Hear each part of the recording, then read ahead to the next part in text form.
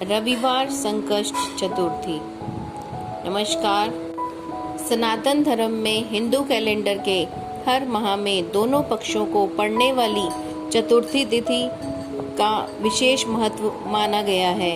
कृष्ण पक्ष की चतुर्थी को संकष्ट चतुर्थी और शुक्ल पक्ष की चतुर्थी को विनायक चतुर्थी कहा जाता है। आषाढ़ मास में संकष्ट चतुर्थी रविवार 27 जून 2021 को पड़ रही है। इस चतुर्थी को रविवती चतुर्थी भी कहा जाता है। रविवार को होने के कारण इस चतुर्थी का महत्व बढ़ गया है। जैसा कि नाम से ही पता चलता है, संकष्ट चतुर्थी अर्थात संकट हरने वाली। इस दिन भगवान गणेश अपने भक्तों के संकट हर लेते हैं। रविवार होने के कारण सूर्य देव को अनुकूल बनाने के लिए भी यह बहुत ही शुभ दिन है। सुबह स्नान आदि कर भगवान सूर्य को प्रणाम कर तांबे के लोटे से जल अर्पित करें। ऐसा करने से सूर्य संबंधी दोष दूर होते हैं। पूजा विधि। प्रातःकाल जल्दी उठकर स्नान करें। पीले या लाल वस्त्र धारण करें। सबसे पहले सूर्य देवता को जल अर्पित करें और ओम सूर्याय नमः मंत्र का जाप करें। गणेश जी के सामने घी का दिया जलाएं। सिंदूर से उनका तिलक करें। भगवान को फल, फूल, मिठाई, मोदक आदि चढ़ाएं। गणेश जी को दुर्वा अति प्रिय है, इसीलिए दुर्वा की 21 गांठें भगवान गणेश जी को जरूर चढ़ाएं और ओम गणपतये नमः का 108 बार जाप करें। यह व्रत गणेश जी की पूजा से शुरू होकर चंद्रमा को अर्घ्य देने पर पूर्ण होता है। इस दिन यथाशक्ति दान करें। व्रत में पूरा दिन अन्न ग्रहण नहीं करना चाहिए। फलाहार का सेवन करें। संकष्ट चतुर्थी की कथा। द्वापर में महिष्मती नगरी का महिजीत नाम का एक राजा था। वह बहुत ही प्रतापी राजा था। वह अपनी प्रजा का पालन पुत्रवत करता था, किंतु संतानहीन होने के कारण उसे राजमहल का वैभव अच्छा नहीं लगता था। वेदों में निसंतान का जीवन व्यर्थ माना गया है। यदि संतान विहीन व्यक्ति अपने पितरों को जल दान देता है तो उसके पितृगण उस जल को गर्म जल के रूप में ग्रहण करते हैं। राजा ने पुत्र प्राप्ति के लिए बहुत से दान, यज्ञ, हवन आदि किए, परंतु राजा को पुत्र उत्पत्ति नहीं हुई। वह बहुत ही दुखी रहने लगा। राजा ने ब्राह्मणों तथा प्रजाजनों से कहा कि मैं तो संतानहीन हो गया हूँ, अब मेरी क्या गति होगी। मैंने जीवन में किंचित भी पाप नहीं किया है। मैंने कभी अत्याचार द्वारा धन संग्रह नहीं किया। मैंने तो सदैव प्रजा का पुत्रवत ही पालन किया है। धर्माचरण द्वारा ही पृथ्वी पर शासन किया है। मैंने चोर डाकुओं को दंडित किया है, फिर भी मुझे पुत्र प्राप्त नहीं हुआ। ऐसा क्या कारण है? विद्वान ब्राह्मणों ने कहा, हे महाराज, हम लोग वैसे ही प्रयत्न करेंगे जिससे आपके वंश में वृद्धि हो। इस प्रकार कहकर सब लोग सोचने लगे।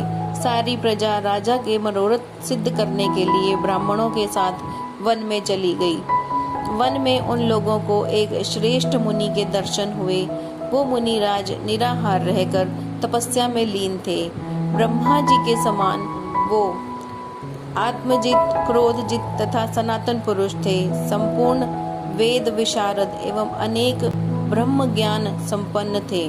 उनका नाम लोमश ऋषि था। प्रत्येक कल्पांत में उनके एक एक रोम पतित होते थे, इसीलिए उनका नाम लोमश ऋषि पड़ा था। ऐसे त्रिकालदर्शी महर्षि लोमश के उन लोगों ने दर्शन किए। सब लोग मुनि के पास जाकर कहने लगे कि सौभाग्य से ही हमें मुनि के दर्शन हुए हैं। इनके उपदेश से हम सभी का मंगल ही होगा। ऐसा निश्चय कर उन लोगों ने मुनिराज से कहा कि हे ब्रह्म ऋषि, हम लोगों के दुख का कारण सुनिए। अपने संदेह के निवारण के लिए हम लोग आपके पास आए हैं। हे भगवान, आप कोई उपाय बताइए। लोमश ऋषि ने कहा, आप लोग यहाँ किस कारण आए हैं, मुझसे अपना प्रयोजन कहें, मैं आपकी सभी संदेहों का निवारण करूंगा। प्रजा ने उत्तर दिया, हे मुनिवर, हम महिष्मती नगरी के निवासी हैं। हमारे राजा का नाम महीजित है। वह राजा ब्राह्मणों का रक्षक, धर्मात्मा, दानवीर, शूरवीर एवं मधुरभाषी है।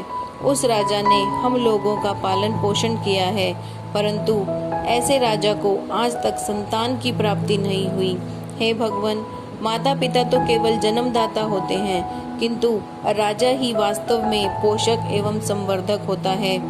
उसी राजा के निमित्त हम लोग ऐसे गहन वन में आए हैं। हे महर्षि, आप कोई ऐसी युक्ति बताइए जिससे राजा को संतान प्राप्त हो। ऐसे गुणवान राजा के कोई संतान नहीं है, यह बहुत ही दुर्भाग्य की बात है। हमारे राजा ऐसा कौन सा व्रत, दान, पूजन करें जिससे उन्हें संतान प्राप्ति हो।